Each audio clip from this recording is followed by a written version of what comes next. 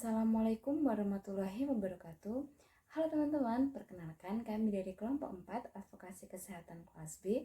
Di sini kami akan presentasikan mengenai konsep kemitraan. Yuk, simak videonya ya.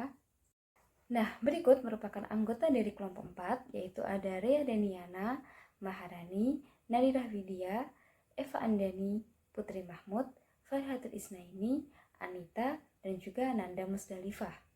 Oke, selanjutnya masuk ke materi kita nih teman-teman. Yang pertama, gimana sih sebenarnya kemitraan itu dapat terjadi? Nah, kemitraan itu terbentuk karena kesehatan menjadi faktor penting dan utama dalam penentuan kualitas hidup masyarakat. Tetapi seiring dengan berkembangnya waktu, masalah kesehatan itu semakin meningkat. Maka dari itu perlu adanya pembangunan kesehatan yang dilakukan melalui penanggulangan. Tetapi hasil selama ini menunjukkan bahwa pengembangan kesehatan yang telah ada dan dijalankan itu masih memiliki ketimpangan antara pendekatan pembangunan kesehatan masyarakat dengan respon, manfaat yang diterima, dan juga partisipasi yang diharapkan. Seperti yang kita ketahui bersama bahwa masalah kesehatan itu juga dipengaruhi oleh faktor-faktor non-kesehatan seperti faktor sosial, budaya, politik, ekonomi, dan lain-lain. Salah satu strategi yang tepat untuk mengatasi hal tersebut adalah dengan melakukan advokasi. Namun karena banyaknya faktor yang ada dalam mempengaruhi kesehatan, maka perlu adanya kemitraan dengan sektor-sektor non-kesehatan yang mana diharapkan akan saling membawa keuntungan. Selanjutnya kita akan membahas mengenai konsep-konsep, pengertian, tujuan, dan juga ruang lingkup apa saja dari kemitraan. Nah, kemitraan itu merupakan kerjasama antara dua pihak atau lebih untuk mencapai tujuan bersama, di mana masing-masing pihak tersebut telah memiliki hak dan tanggung jawab sesuai dengan kesepakatan yang sudah dibuat. Selanjutnya, tujuan dari adanya kemitraan sendiri adalah untuk meningkatkan status kesehatan masyarakat dan daya tanggap pemangku kepentingan terhadap lingkungan dan masyarakatnya. Di mana tujuan kemitraan itu lahir dengan adanya urgensi. Yang pertama, pembangunan kesehatan merupakan tanggung jawab bersama. Kemudian kesehatan merupakan model dasar keberhasilan pembangunan dari sektor lain atau sektor non-kesehatan. Kemudian peningkatan kepedulian kesehatan terhadap lingkungan dan masyarakat. Dan yang terakhir adanya peluang sumber daya dari mitra potensial. Selanjutnya ada 3 prinsip dasar dalam kemitraan, yaitu pertama, kesetaraan. Berarti tiap mitra harus menempatkan diri secara setara dengan pihak lain, yang mana bertujuan agar dapat menciptakan rasa tanggung jawab bersama dalam menghadapi tantangan maupun hambatan yang akan terjadi. Kemudian keterbukaan, di mana dapat juga berarti bersifat terbuka dan proaktif dalam melaksanakan kegiatan kemitraan. Implementasi dari tiap kesepakatan itu dilakukan secara transparan, jujur, dan juga tidak saling merahasiakan. Terakhir adalah prinsip saling menguntungkan. Prinsip ini didasarkan pada kesamaan tujuan dan kepentingan. Maka dari itu tiap mitra akan mendapatkan keuntungan dan manfaat yang sama. Untuk yang selanjutnya yaitu ada beberapa landasan dari penggalangan kemitraan, di mana ada saling memahami kedudukan, tugas, fungsi, dan struktur, yang berarti hal ini sebaiknya diterapkan karena kemitraan merupakan bentuk kerjasama antara dua pihak atau lebih. Kemudian saling memahami kemampuan, di mana tiap mitra itu harus memberikan kontribusinya sesuai dengan kapasitas dan kemampuan masing-masing. Kemudian saling menghubungi, di mana dalam hal ini kunci utamanya adalah komunikasi. Komunikasi itu dapat dilakukan dalam bentuk rapat maupun pertemuan. Kemudian saling mendekati, di mana berarti semakin dekat dan mengenal maka akan terbangun kenyamanan dalam bekerja. Kemudian yang selanjutnya adalah saling bersedia membantu dan dibantu, di mana saling membantu itu akan membuat pekerjaan lebih efektif. Lalu adanya saling mendorong dan mendukung, di mana dibutuhkan ketika sedang menghadapi adanya tantangan, hambatan maupun kendala. Kemudian sinergi, yaitu bertujuan akan membangun kerjasama yang produktif. Dan juga yang terakhir ada saling menghargai, yaitu di mana menghargai dan toleransi itu harus ada karena di dalam sebuah kemitraan itu pasti terdapat perbedaan pendapat, sehingga kemitraan terjalin dalam waktu yang lama. Selanjutnya adalah kunci keberhasilan dalam kemitraan. Nah, dalam menggalang kemitraan perlu adanya 5 hal berikut ini, antara lain 1. Cooperation atau kerjasama yang harmonis, saling mendukung, dan menguntungkan dengan berbagi informasi mengenai visi dan misi masing-masing. 2. Coordination atau koordinasi yang baik dengan cara berbagi tujuan dan dipenuhi bersama. 3. Collaboration atau kolaborasi dengan cara berbagi sumber daya. 4. Creation of dynamic team atau menciptakan tim yang dinamis dengan menyeimbangkan dan memanfaatkan dengan baik kekurangan maupun kelebihan yang ada. Dan yang terakhir, komitmen atau kesepakatan bersama.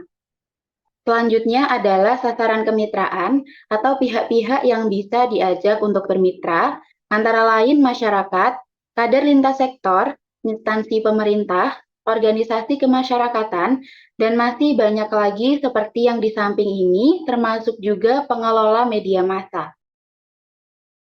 Memasuki pembahasan yang pertama, yaitu mengenai kolaborasi. Kolaborasi merupakan sebuah proses di mana organisasi dan individu independen dapat mengkombinasikan sumber daya dalam mencapai suatu tujuan yang tidak bisa dicapai sendiri. Contoh dari bentuk kolaborasi di bidang kesehatan, yaitu kolaborasi antara lembaga swadaya masyarakat atau LSM dengan Dinas Kesehatan untuk memberikan pendampingan saat melakukan intervensi program kepada sasaran. Contoh lain, yaitu membangun kolaborasi dengan tokoh masyarakat dengan tujuan untuk membantu mengkomunikasikan permasalahan yang sedang terjadi. Pembahasan kedua mengenai peran mitra dalam pembangunan kesehatan. Antara lain, yang pertama berperan sebagai inisiator atau penyusun konsep, yang mana hal ini merupakan tahap awal dalam bekerja sama. Seperti contohnya yaitu membuat latar belakang, sasaran, dampak, dan lain sebagainya. 2. Peran mitra sebagai fasilitator yaitu memandu kemitraan yang sedang berjalan dengan menengahi segala perbedaan yang ada melalui negosiasi untuk mengutamakan kepentingan bersama. 3. Mitra berperan sebagai pendukung sumber daya seperti yang tercantum dalam kunci keberhasilan dalam kemitraan, yang mana untuk menutup keterbatasan pada masing-masing pihak, maka ketersediaan sumber daya harus diupayakan bersama. Dan yang terakhir, peran mitra sebagai komunikator dengan mengadakan pertemuan atau rapat rutin sesuai dengan kesepakatan. Pembahasan ketiga mengenai langkah-langkah dalam menggalang kemitraan. Kemitraan dalam bidang advokasi kesehatan tidak dapat timbul dengan sendirinya, sehingga memerlukan adanya langkah-langkah yang sistematis, antara lain, 1. Menentukan gagasan kemitraan untuk menyamakan persepsi antar pihak. 2. Identifikasi calon mitra potensial dengan menetapkan kriteria sesuai dengan kebutuhan.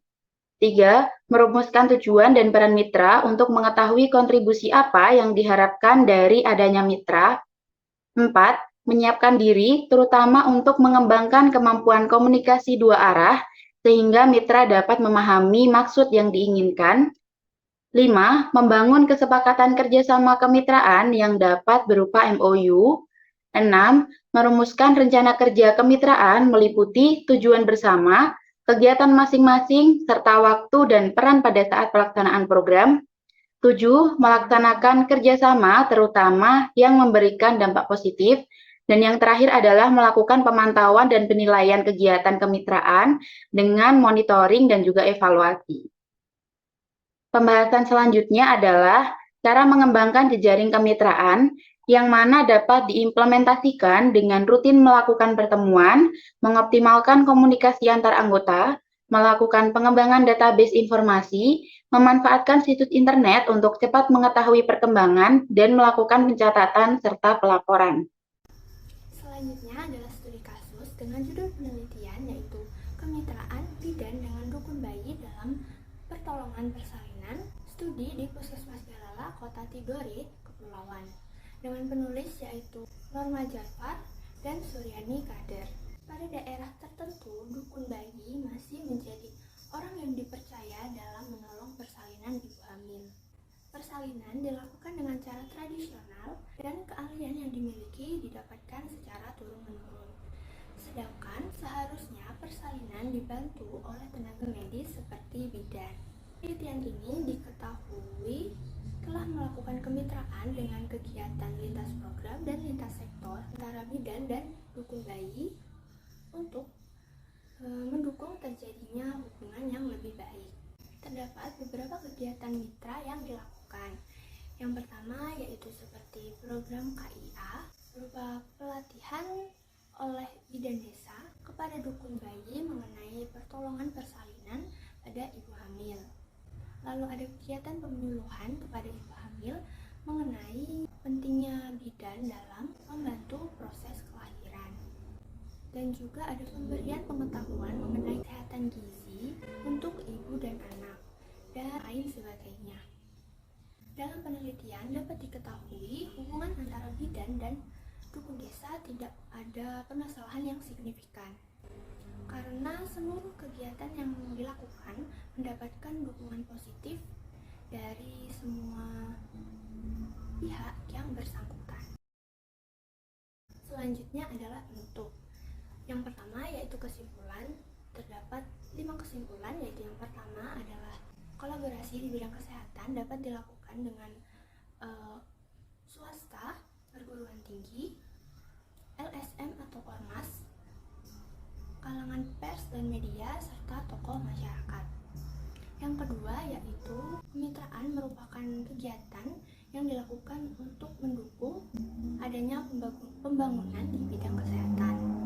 Yang ketiga yaitu kemitraan dalam bidang advokasi dilakukan dengan langkah-langkah yang sistematis, mulai dari menentukan gagasan kemitraan hingga pelaksanaan pemantauan dan penilaian. Yang keempat yaitu pembangunan jejaring kemitraan dapat dilakukan dengan pertemuan rutin, komunikasi reguler, pengembangan database, situs internet, dan pencatatan pelaporan. Yang kelima yaitu pada studi kasus kemitraan yang dilakukan antara bidan dan dukun bayi. Kemitraan dilakukan untuk mencegah hal yang tidak diinginkan pada proses persalinan, karena pada daerah tertentu mempercayai dukun bayi sebagai penolong persalinan. Selanjutnya adalah saran. Kemitraan merupakan salah satu hal yang penting untuk dilakukan guna mencapai hasil yang lebih baik. Membangun kemitraan dapat dilakukan dengan mengikuti langkah-langkah sistematis yang telah direncanakan. Selain itu, seluruh pihak yang terlibat harus memberikan dukungan penuh untuk berjalannya kegiatan dengan baik. Seperti yang ada pada studi kasus mengenai kemitraan bidan dan dukun desa dalam pertolongan persalinan dapat berjalan dengan baik karena adanya dukungan penuh dari semua pihak. Dalam mengetahui keberhasilan dari kegiatan kemitraan, perlu dilakukan pemantauan dan penilaian. Berikut merupakan daftar pustaka yang kelompok kami gunakan. Begitu saja pemaparan materi dari kelompok kami. Kurang lebihnya mohon maaf. Wassalamualaikum warahmatullahi wabarakatuh.